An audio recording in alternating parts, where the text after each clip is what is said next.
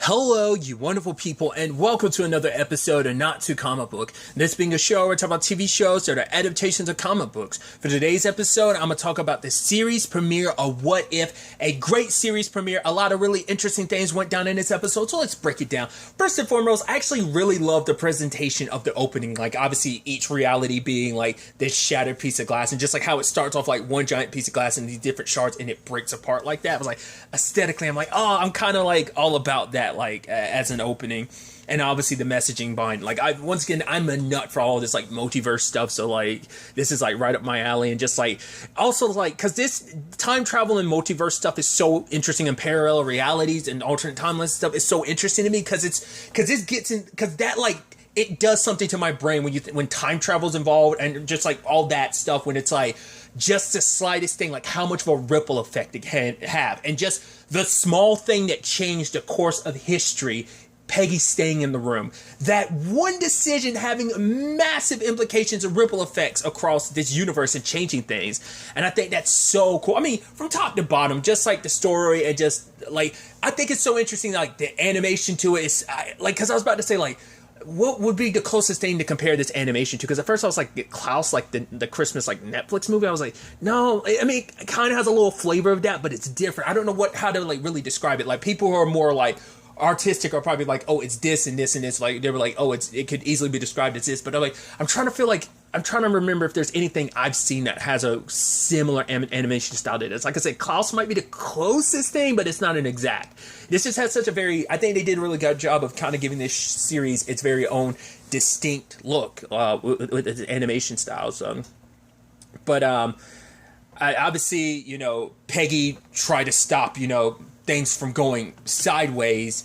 And obviously Steve ended up getting hurt when he tried to step in, and it's like, right, we need to get this started. Like, Rogers get in there, but he can't, so Peggy hops in, much to Flynn's disdain, because it's like, now, like, Peggy, it's like, I mean, considering the time and everything, it's no surprise when he's just like, oh, you a woman on the battlefield? No, to be fair, it's not like they were all gung-ho about Steve being on the battlefield. It was like, nah, he was legitimately, like, paraded around as this, propaganda piece, essentially, because even Steve made a joke about like, he could have you dressed, Flynn could have you dressed up in a suit doing those like shows or whatever. She's like, he wouldn't, he wouldn't, he couldn't, would he? And it's like, yeah, in an alternate timeline he did, but because he's so like, you're not even worth it. Like, last thing I need is like, because what Captain America represents, it's like, now that's going to be the thing that shows our people, like our troops, like, yeah, America.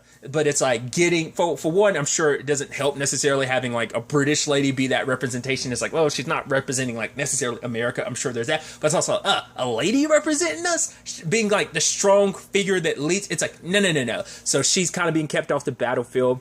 I think this also does a really good job of like distinguishing just like in many different facets of just like, Steve's approach to a lot of stuff, even like Peggy's approach to, like, even like the training montage, like the sandbag, and then like her throwing the weights like that was pretty dope.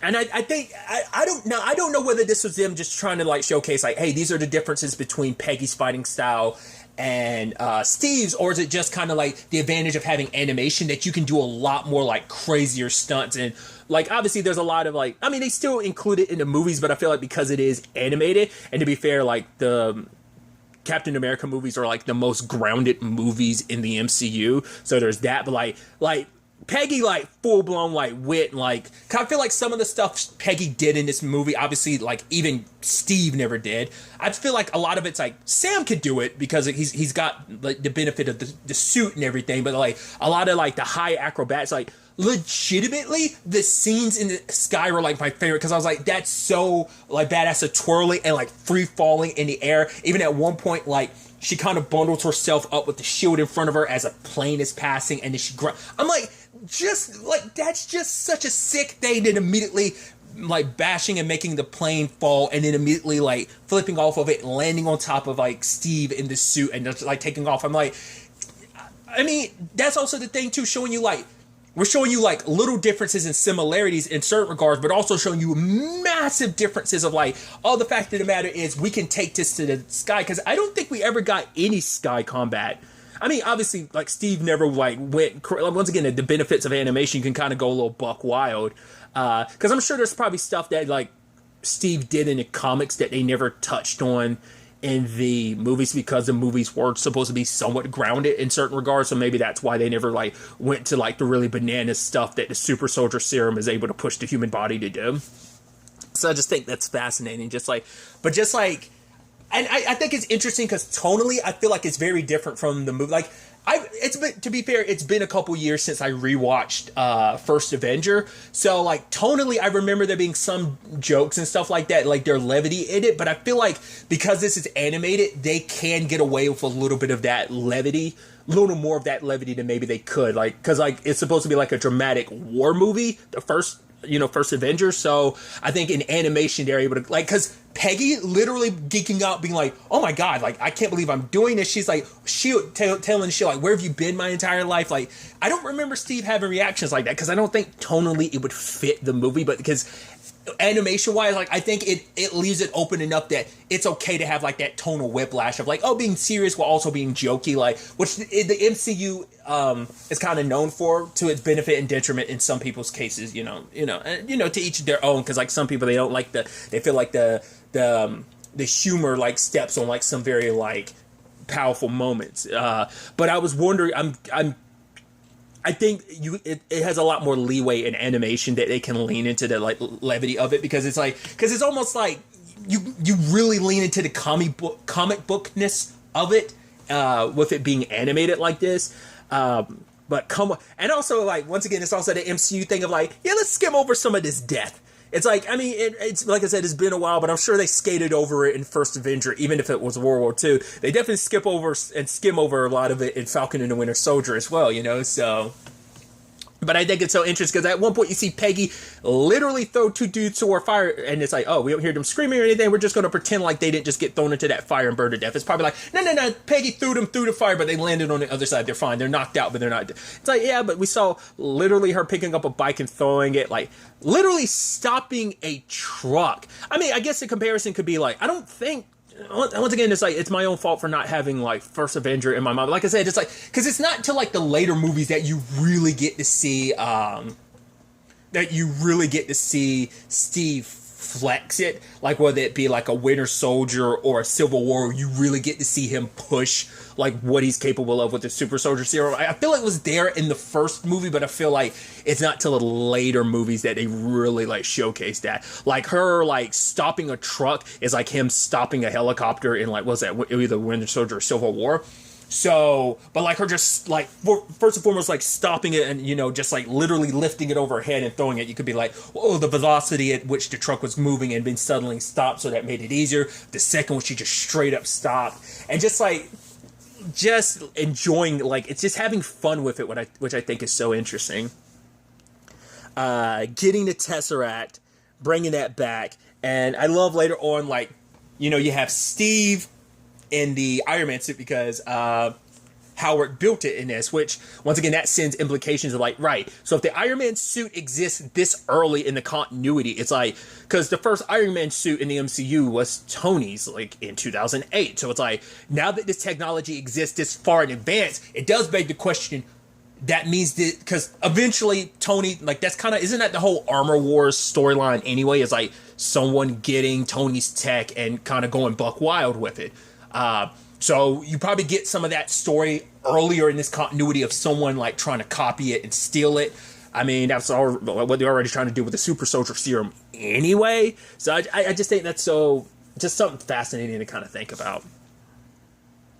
Because like, a lot of that kind of ripples out in your mind too. Obviously, like, Peggy going in to save the day, rescuing Bucky and the others. Because obviously Steve was like, no, leave it to me, because it's like, Bucky's it's like, well, he's your friend. It's like, well, thank you. Like, I owe you. And she's like, yeah, you owe me that dance. And I'm like, and then I was also thinking, like, were they always, like, there was obviously, like, chemistry and, like, romance between them. And I'm like, but was it that overt? Because I feel like they leaned into it a lot more in this series than the movie, to my recollection. I don't know. I just thought that was so interesting. I even love later on she says that line of like, "No, Steve, you're my hero. I mean, you're a hero." Just like her being so awkward. I loved it. But I think, and I think this is a beautiful showcase of like the whole thing of like, right, who you are. Like, once again, the conversation was the serum. All it does is, God, what's the word I'm looking for? It just essentially enhances what's already there. So if you're a terrible person, it's going to amplify that. That's what made Steve so great with the super soldier serum, because he was such a good natured and honest person to begin with. It just got amplified is the word I'm looking for. That just got amplified more. Like, he didn't change upon becoming Captain America. And, you know, neither did Peggy becoming Captain Carter. And, you know, now she is in a position where it's like, right, I'm not kept out of the rooms. I'm not looked down upon. She finally has respect. With Steve, it's like, honestly, he still doesn't get any. He's like, yeah, I'm just a dude in the Hydra Smasher. But she's like, no. Like, you are more than that. Like, that machine would not operate without the man inside, you know? But, you know, and I thought that was neat because it also showcases, like, yeah, the whole point was super soldier serum or not, Steve was always going to be Steve. And it's like, yeah. And I think that's also a good thing that they showcased that too, of like, he wasn't jealous or bitter, and because he believed in Peggy, like, yes, you're going to show them what's for. Like, I believe in you. And it's like, I have an opportunity to be on the battlefield. Like, but they could have easily leaned into maybe some resentment in some regard, but no, like, he was proud of Peggy, and, you know, and so them working together as a team. I even love when they do rescue Bucky and the team. It's like, whoa, when did the Dame start fighting like that? And it's like, oh, right now. Sorry. Or something of that nature. So, also, it's like Steve's in the suit wrecking shop. It's like, oh, it's a Hydra Stomper. And it's just kind of like, okay. And it's like, because I think that character is like Neil McDonough's character. And it's like, what? Kind of just like the craziness is happening in front of you. It's like, it's one thing the super soldiers, once again, it's like, it's the interesting contrast. I mean, it's not even just that early on, but even later on, the contrast between this episode and because the first Avengers is supposed to be so somewhat grounded, like, they really lean into the MCU Marvel weird in this episode. They're like, let's showcase like how different things can be and how weird things can get. We weren't able to, because we want to keep this grounded, so we weren't able to get as weird. I mean, granted, you got Red Skull, so things are going to be weird, the Tesseract and everything, but it's like, we're going to really lean into the weird in this particular case. But when they're like on missions and stuff like that, because once again, my brain being what it is, I'm like, if Peggy's Captain Carter in this continuity, what happens to Agent Carter? Because I think, because Jarvis did pop up in in Endgame, that does, like, I think that still makes Agent Carter continuous to the MCU. I've seen all of season 1. I need to go back and watch season 2, but it's like a lot of those stories, like, what happens to them, you know? Like, would Steve kind of fit that role? But it's like, once again, he's kind of the Iron Man in this continuity, so... Which I love that sweet moment between Steve and Peggy, and it seemed like they were about to kiss and everything. And then Bucky's driving, and Howard's interrupting. He's like, whoa, oh, don't let me interrupt. Pretend like I'm not even here. And they kind of do that, like, cartoony thing of, like, they zoom in, like kind of tunnel vision it like that. I was like, once again, it's like they're able to have so much fun and do weird and wacky things. Like, you couldn't do that in the movie without it being weird, but like I said, tonally it fits with it being animated. It's just kind of like, it's meant to just be a fun, wacky ride, essentially. And I think it's like you're able to, like, tonally have a lot more fun than maybe you, especially because it's like, we're also talking about, like, this is an early MCU film. This is First Avenger was the fifth, because Iron Man, Hulk, Iron Man 2, Thor, and First Avenger, because that was the last one before Avengers being the final film in Phase 1, if I remember correctly. I always flip some films around. I believe, or did Thor come before First Avenger or after? Whatever the case may be. It's like 4th or 5th film in the French. So it's like, it's still early days Marvel. It's the whole point. It's Phase 1. So, like, probably, like, tonally, that probably wouldn't have fit with, like, once again, it being a war movie. But because you know the story and because it's an anime, they can kind of cut loose a little bit more, I think, in that regard. just like stylistically how they like handled a lot of the combat, and this was just so badass. Just like some her just like slamming into people, and just like that, like when she knocked those whole bunch of dudes into the wall and that one dude kind of was falling and then she just kicked him afterwards. It's like little stuff like that, and just like how she really showcases like what she does with the shield is like fantastic. I did like, because I don't remember if that's where it came from with his original suit, but I know in Peggy's case, like Howard's like, oh, this is supposed to be made for your your shows and everything, but I've modified them. So I thought that was really interesting. I also love Flynn being like, yeah, Carter, oh, I always knew that she was best. Oh yeah, like, yep, I told Howard to build that suit too. It's like all he did was like tear down and look down upon Peggy and Steve, and then it's like, no, I was all about it from the very beginning. I knew what they were capable of, and it's like, yeah. But later on, when they get to the train sequence, I was like, okay, so how's this going to be different, especially when you include Steve? And it turns out like, because the moment before the scene started playing, I was like, whoa, like, is it actually not going to be Bucky? Is it going to be Steve? I was like, wait, is Steve going to become the Winter Soldier in this continuity? I was like, but it's like, no, like the train explodes, but but still, I was like, oh, we're going to find out like Steve did survive, but he got, like I said, buckied. I mean, obviously we find out the answer like pretty soon afterwards of like, oh no, that's not the case. But I thought that was so interesting. And so obviously Peggy lost the person that she loved. Obviously, Bucky lost his best friend. Which side note, I should also quickly include this. I was looking at the credits. I should have paid attention to all of it, but Steve was voiced by Josh Keaton, which I was like, oh, that's interesting. If you don't know, like Josh Keaton, I think I don't know if he's done like a lot of voiceover work. Like the thing I know him for best, I think is, I'm sure there's probably other stuff that's like, oh, I didn't know he did that, and didn't know, like you always do that when you like come across like voiceover, like, voice actors and stuff like, I didn't know that you did that. I want to say, if I remember correctly, he voiced Peter Parker / Spider-Man in the Spectacular Spider-Man cartoon. I could be mistaken, so it's not like this isn't his first wheelhouse in Marvel. I mean, he's probably done other Marvel stuff too, but that's like the thing I definitely remember his name for. There was other names that we won't talk about right now, which kind of, I won't, like I said, not about to get into that, but that was just kind of interesting. Like, oh yeah, like it's just, interesting people in the more like, it's kind of like Tara Strong, because of like like I said, I looked it up afterwards, like when I found out she was Miss Minutes. I was like, oh yeah, she's done other Marvel voices, so it's not like this was her first time a part of the Marvel universe. And same thing for Josh Keaton as well. But regardless, tangents and all that aside, but I thought that was such an interesting development of like, Steve being the one, and obviously very differently, because obviously like Bucky like fell off the train. It wasn't a whole explosion, but they had to like, it had to be modified because they had to account for the Hydra Smasher. So, but ultimately, I love things coming full circle where Peggy was talking to Flynn like, wait, like you should be glad that you're even allowed in the room or something like that. And it's like, right, we're gonna attack Red Skull. We might not survive, but we're gonna stop him. Obviously for Steve's sake. And obviously Howard be like, I'm not much of the. And Peggy's like, oh come on, Howard, you might get to press a button. But also it's just like going in there, wrecking shop, and just like I said, like the major leaps and bounds she's able to make, and just like you don't really get to showcase that. I even love like, it's almost like that. Like I said, maybe it was in the original movie, but I definitely remember it more from Civil War, like running and being able to keep up with vehicles. I remember that, like, because the whole like Steve and T'Challa thing.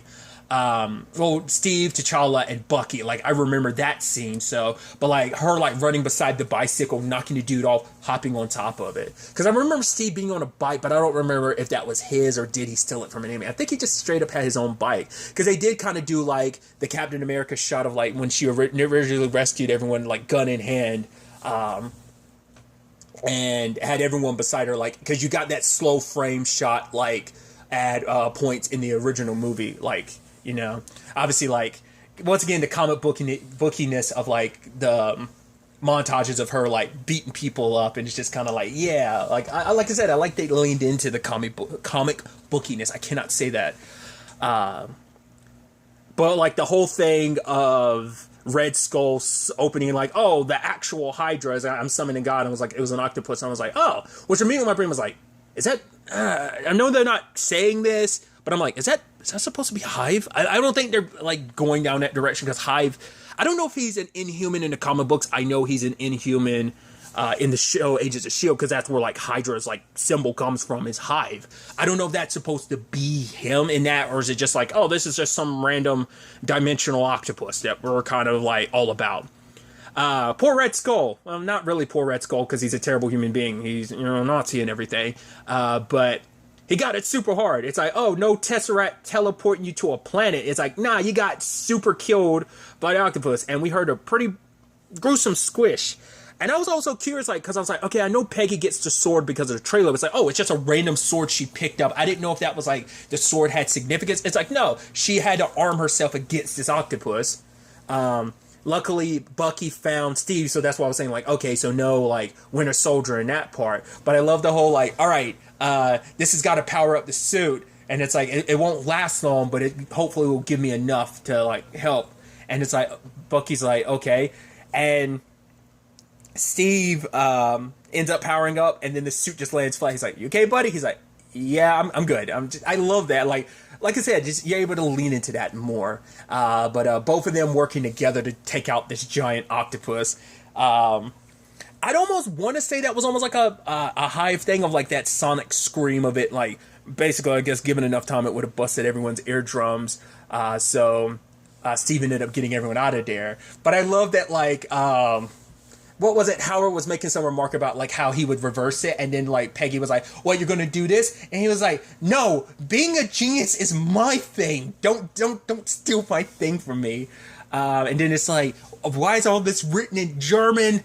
But Peggy doing her best, like very Hercules, like in it, like slicing off the tentacles. Obviously, more so in Hercules, the whole cutting off the Hydra's head. Obviously, I'm referencing since we're talking Disney, I'm talking specifically the Hercules from the Disney animated movie / series, but more so the movie where he fought the Hydra. Yeah, Steve showing up and helping, but the suit ends up running out of power before he can. And Peggy pushing it back through the portal. I was like, wow, vastly different. I mean, it's the same principle of like, right, the super soldier character making a sacrifice, Steve getting frozen for like 70 years, her being stuck in an interdimensional portal for 70 years, And it's like, right, they're dancing and everything, and it's like, oh, it still kind of sucks. And then we skip to present day where we see Peggy come out of the portal, and Nick is there, and so is Clint, and it's like, right, oh, that's Captain Carter. It's like, yeah, the war's over. The war ended like 70 years ago. She's like, yeah, it should be happy. The war's over, right? And obviously this was the beginning of this story in this universe. And I think stuff has come out that says that they will, some of these what if storylines are taking place in the same, like there are going to be future stories that take place in this same continuity. It won't be all of them, but it will be some that will still take place in this same what if continuity, and then there's just going to be others that are their own what if continuities as well. So that's definitely going to be interesting. Because I'd love to see, once again, like the ripple effects of like what else happens in this world. Because I think we do, based on the trailer, there's a version of Doctor Strange that meets Captain Carter. So not unless that's Captain Carter from a different multiverse continuity, or whether that's him from this continuity. There's crossover in certain regards, and I'm like, okay, I'm curious, like what continuities are connected and which ones aren't. But and like I said, just the implications are like, okay, so what does that mean on the Iron Man front? What does that mean? Like, did Steve eventually, it's like, whoa, are we keeping continuities in certain in-game aspects? Because it's like, right, did Peggy go back in time, and there's always been two Captain Carters in this continuity, very in-game like, and she finally got that dance with Steve. But then you also think about the implications of like, right, like, is this a continuity where because it's like, right, because Bucky didn't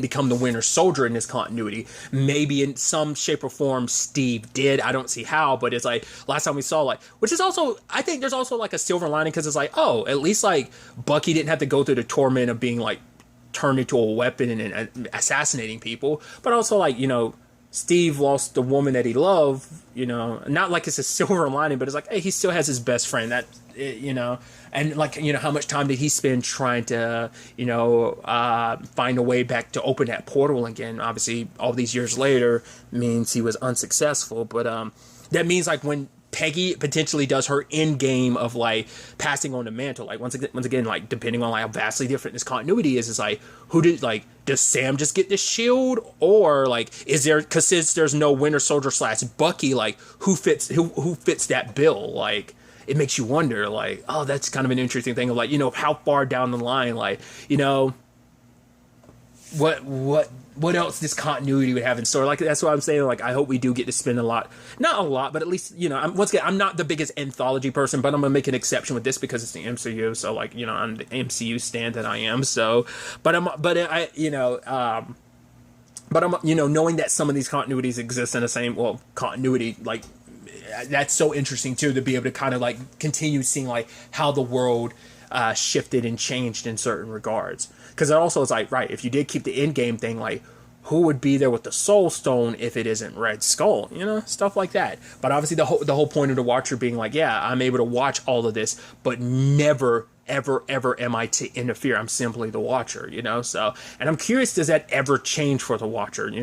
To those that are in the who've read the comics, just like not just the what if stuff, but like anything related to the Watcher. Like, has the Watcher ever had to get involved in some of the Marvel stuff? Yes, no. If you don't want to spoil anything, because I don't know if that's going to be a major spoiler for this or any shape or form. But I'm like, do let me know. I'm curious. I am a newbie when it comes to Marvel. Like, my only experience are the cartoons I've watched over the years growing up and stuff like that, as well as the movies. That's my entry point. These are like the MCU movies are my main entry point to a lot of like other MCU characters besides like some of the X-Men or Spider-Man, because I grew up watching a lot of Spider-Man cartoons, stuff like that, etc.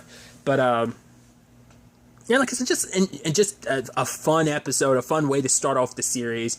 I'm really excited to see where the next episode takes us with all of this. I do know that I haven't watched any reviews, but I know early reviewers and people have gotten like the first 3 episodes very much like WandaVision. So I think I know what one of them is about. I'm not going to say, just in case someone wants to kind of go in dark because maybe they didn't watch a lot of the trailers, or maybe they just don't want to know the order. But like, I think I know what one of them is. I don't know if it's the second episode or third episode. I'm just basing that on a thumbnail. But regardless of that, I'm excited to see what's next. But really, that's all I'm going to talk about. Till the next time we meet, be happy, be safe, live life to the fullest, and enjoy it. Good day and goodbye.